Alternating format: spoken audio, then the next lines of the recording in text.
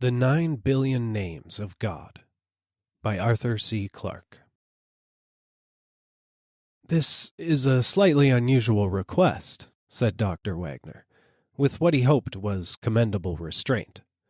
"As far as I know, it's the first time anyone's been asked to supply a Tibetan monastery with an automatic sequence computer. I don't wish to be inquisitive, but I should hardly have thought that your establishment had much use for such a machine. Could you explain just what you intend to do with it?"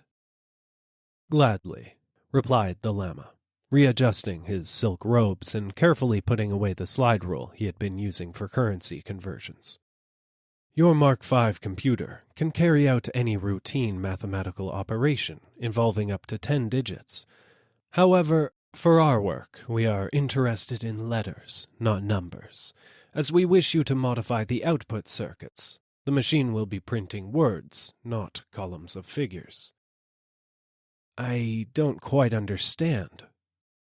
"This is a project on which we have been working for the last 3 centuries. Since the lamasery was founded, in fact. It is somewhat alien to your way of thought, so I hope you will listen with an open mind while I explain it." "Naturally." "It is really quite simple. We have been compiling a list which shall contain all the possible names of God." "I beg your pardon?" "We have reason to believe," continued the Lama imperturbably, "that all such names can be written with not more than 9 letters in an alphabet we have devised."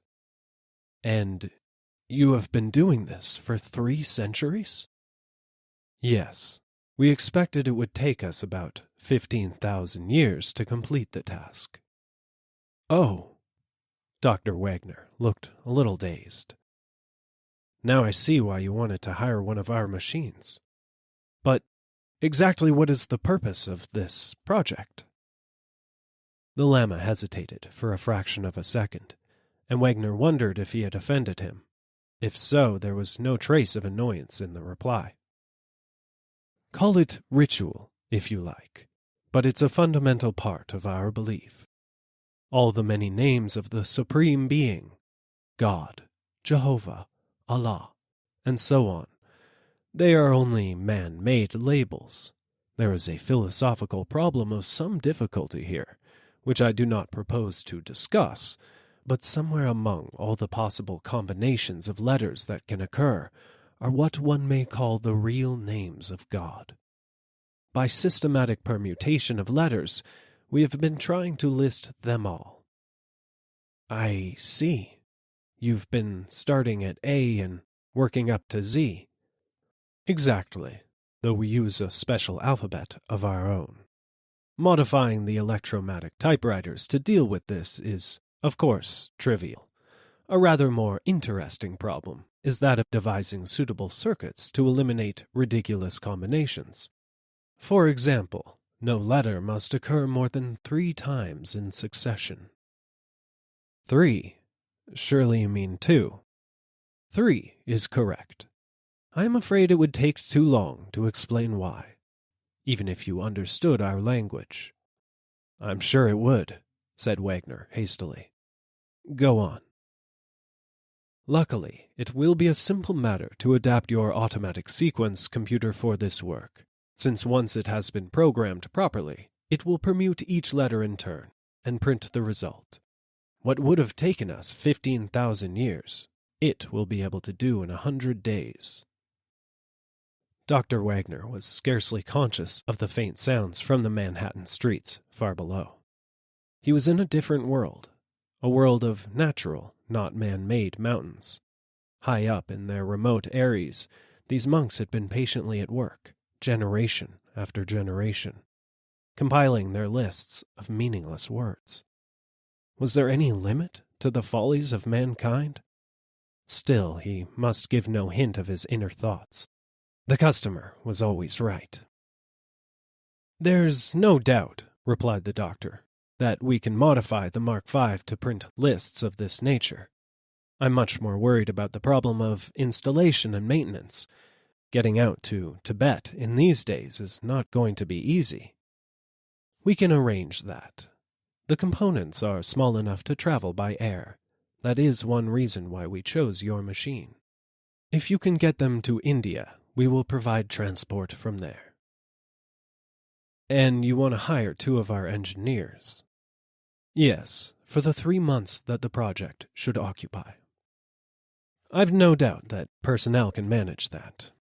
Dr. Wagner scribbled a note on his desk pad. There are just 2 other points. Before he could finish the sentence, the Llama had produced a small slip of paper. This is my certified credit balance at the Asiatic Bank. Thank you. It appears to be, adequate. The second matter is so trivial that I hesitate to mention it, but it's surprising how often the obvious gets overlooked. What source of electrical energy have you? A diesel generator providing 50 kilowatts at 110 volts. It was installed about 5 years ago and is quite reliable. It's made life at the Lamasery much more comfortable. But of course, it was really installed to provide power for the motors driving the prayer wheels. Of course, echoed Dr. Wagner. I should have thought of that. The view from the parapet was vertiginous, but in time one gets used to anything.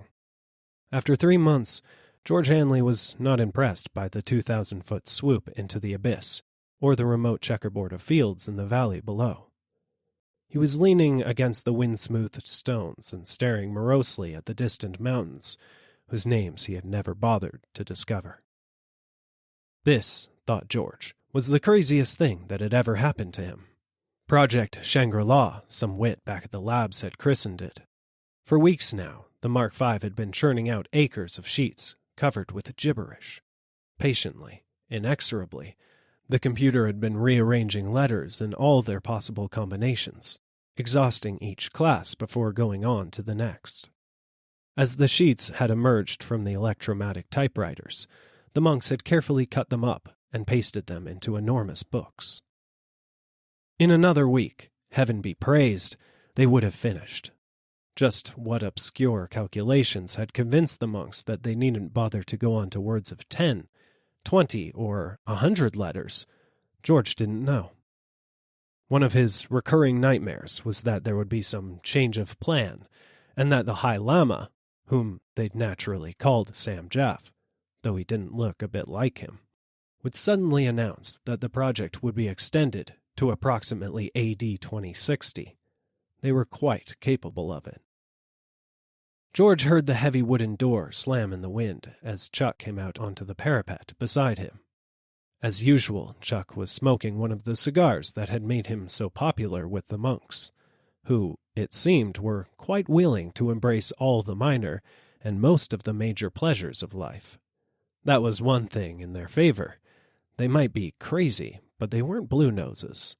Those frequent trips they took down to the village, for instance.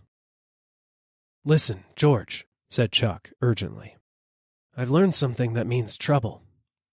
"What's wrong? Isn't the machine behaving?" That was the worst contingency George could imagine. It might delay his return, and nothing could be more horrible.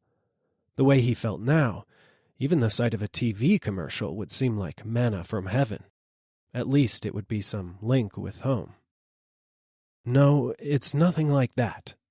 Chuck settled himself on the parapet, which was unusual, because normally he was scared of the drop. "I've just found out what all this is about." "What do you mean? I thought we knew." "Sure, we know what the monks are trying to do, but we didn't know why. It's the craziest thing." "Tell me something new," growled George. "But old Sam's just come clean with me. You know how he drops in every afternoon to watch the sheets roll out. Well, this time he seemed rather excited, or at least as near as he'll ever get to it. When I told him that we were on the last cycle, he asked me, in that cute English accent of his, if I'd ever wondered what they were trying to do. I said, sure, and he told me. Go on, I'll buy it. Well, they believe that when they have listed all his names, and they reckon that there are about 9 billion of them, God's purpose will be achieved. The human race will have finished what it was created to do, and there won't be any point in carrying on. Indeed, the very idea is something like blasphemy. Then what do they expect us to do, commit suicide? There's no need for that. When the list's completed, God steps in and simply winds things up. Bingo. Oh, I get it. When we finish our job, it will be the end of the world. Chuck gave a nervous little laugh. That's just what I said to Sam, and do you know what happened? He looked at me in a very queer way, like I'd been stupid in class, and said, "It's nothing as trivial as that." George thought this over a moment. "That's what I call taking the wide view," he said presently.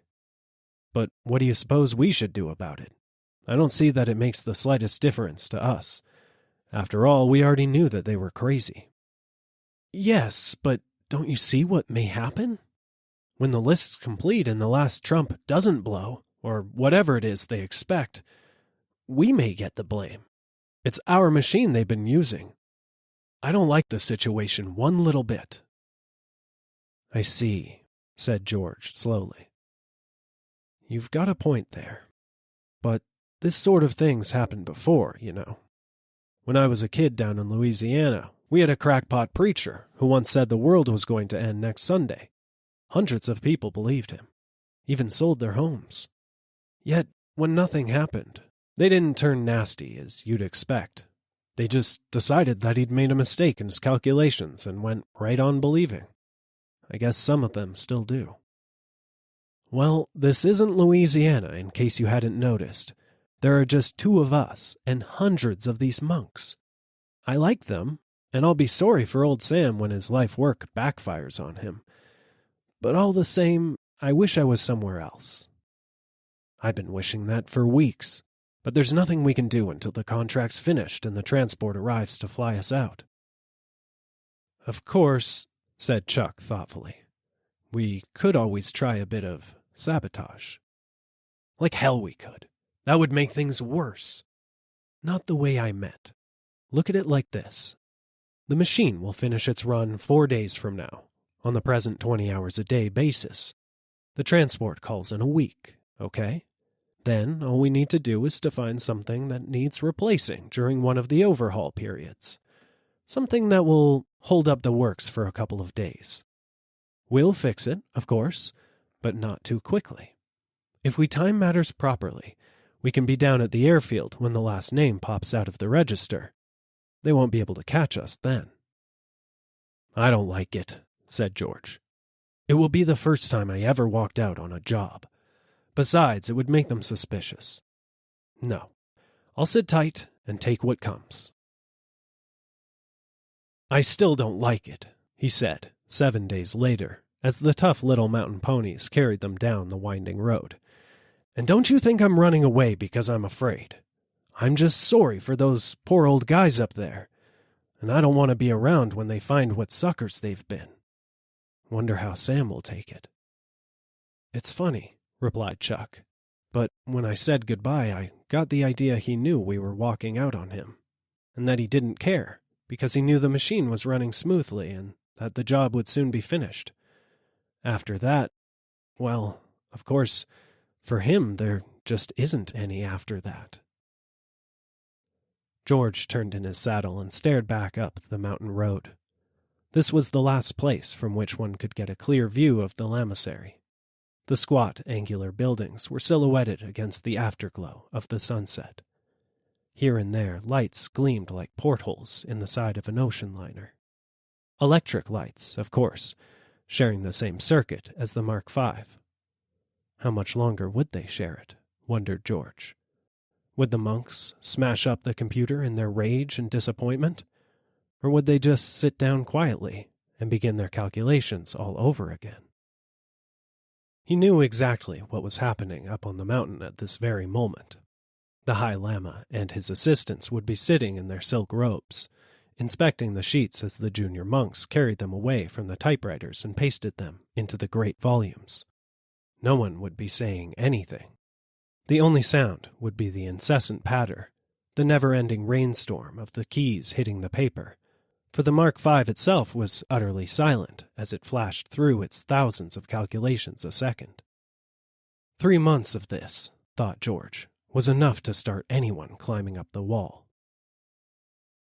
"There she is," called Chuck, pointing down into the valley. "Ain't she beautiful?" She certainly was, thought George. The battered old DC-3 lay at the end of the runway like a tiny silver cross. In 2 hours she would be bearing them away to freedom and sanity. It was the thought worth savoring like a fine liqueur. George let it roll round in his mind as the pony trudged patiently down the slope. The swift night of the high Himalayas was now almost upon them. Fortunately, the road was very good, as roads went in that region, and they were both carrying torches. There was not the slightest danger, only a certain discomfort from the bitter cold. The sky overhead was perfectly clear, and ablaze with the familiar, friendly stars. At least there would be no risk, thought George, of the pilot being unable to take off because of weather conditions. That had been his only remaining worry. He began to sing, but gave it up after a while. This vast arena of mountains, gleaming like whitely hooded ghosts on every side, did not encourage such ebullience. Presently, George glanced at his watch. "Should be there in an hour," he called back over his shoulder to Chuck. Then he added, in an afterthought, "Wonder if the computer's finished its run. It was due about now." Chuck didn't reply, so George swung round in his saddle. He could just see Chuck's face, a white oval turned toward the sky. "Look," whispered Chuck, and George lifted his eyes to heaven. There's always a last time for everything. Overhead, without any fuss, the stars were going out.